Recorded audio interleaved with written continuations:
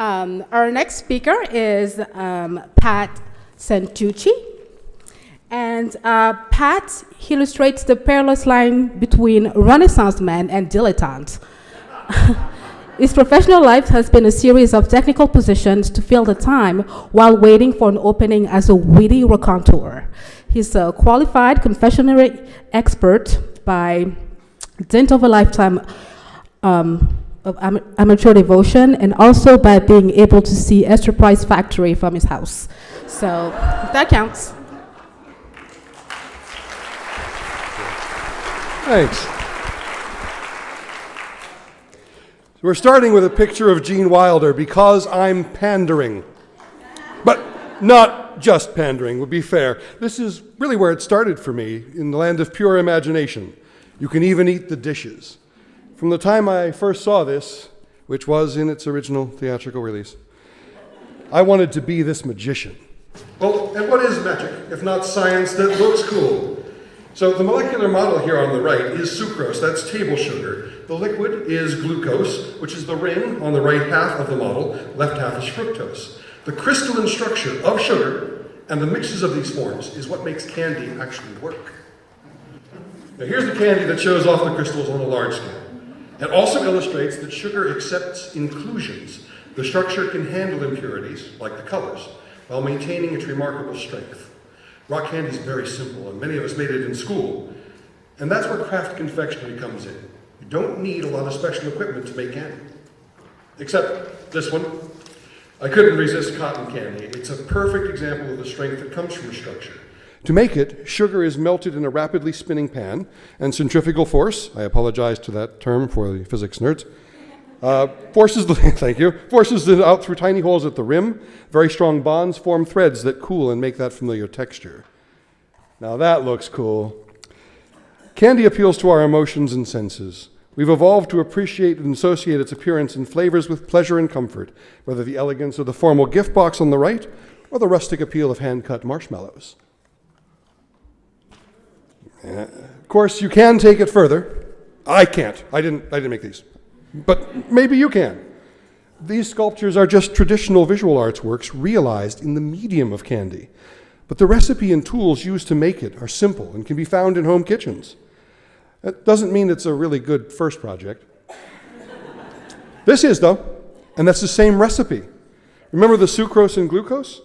Introducing glucose keeps the candy from crystallizing too much, allowing it to be a little softer, more stable, and moldable, like this Christmas tree lollipop instead of like the rock candy.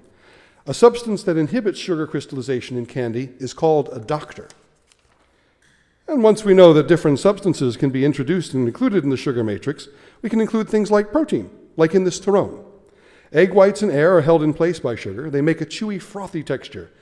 Honey is used as the doctor here to keep it soft and chewy, and also because it's honey. Now here's an example of how much just one ingredient, air, can change candy.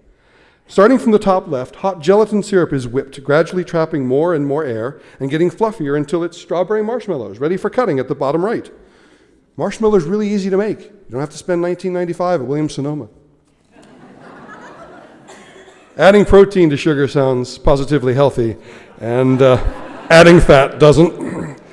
But these caramels incorporate butter and use concentrated orange juice as acid to split some of the sucrose molecules into glucose and fructose, making its own doctor in a process called inversion. Caramels must be left to cool quietly without stirring until they set, or, well, the tan liquid layer here in this picture is caramel, but only for the moment. The white streaks are the semi-solid form of sugar called fondant. Those tiny crystals are seeds. They start crystals forming in the caramel. When they're cooled enough to form just the right size, the mixture is stirred, bringing more syrup in contact with the crystals, which forms more crystals in tiny groups, and that makes a traditional butter fudge. Now, this American confection was first made accidentally as a batch of caramels turned grainy when the pan was agitated. The word fudge meant minor mistake before fudged caramels became popular.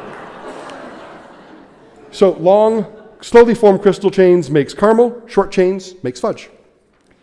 I know you're waiting for this, but it's kind of hard to talk about chocolate as a craft confection because making modern chocolate really does require special equipment to grind the cacao beans finely enough. And it's incredibly complicated in flavor and structure. Fortunately, it's not as hard to use as it is to make. For example, these truffles are easier to make than fudge, and a quick way to produce some impressive flavors and build a reputation with very little work.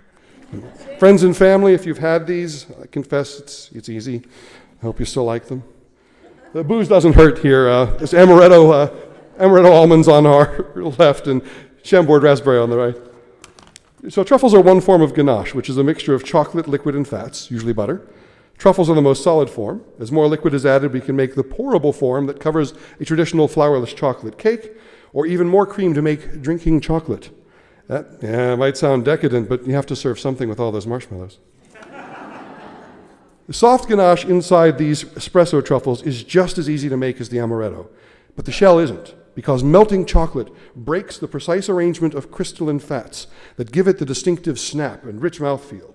The process of restoring the arrangement is called tempering, and it doesn't involve adding shortening or paraffin.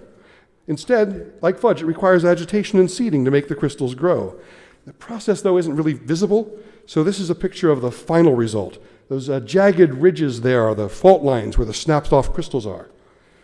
Tempering is really the only way to handle chocolate, and with practice, you can temper chocolate at home using just a microwave bowl and spatula. That doesn't mean you have to use only those things. Some tools are a good idea. There's a few of my favorites to start. A marble slab for cooling evenly, thermometers for chocolate tempering, and for syrup boiling, usually just called a candy thermometer. Thermometers are invaluable for reassurance when you're starting out. A few more advanced tools, a silicone mat, which is handy for all kinds of sticky foods. Caramel rulers are the metal shapes used to form a boundary you can pour candy into on a mat or marble, then just knock the sides down instead of prying it out of the pan. And that hard polycarbonate chocolate mold is a must for beginners. It's much easier to use than the flimsy kind. I'd like to leave you with this image, which is a collaboration with my wife, Kate. It's a crystallized violet on top of a white chocolate shell filled with violet jelly. Yes. Confectionery is my medium. It's a way to turn imagination into reality. After all, we are the music makers, and we are the dreamers of dreams.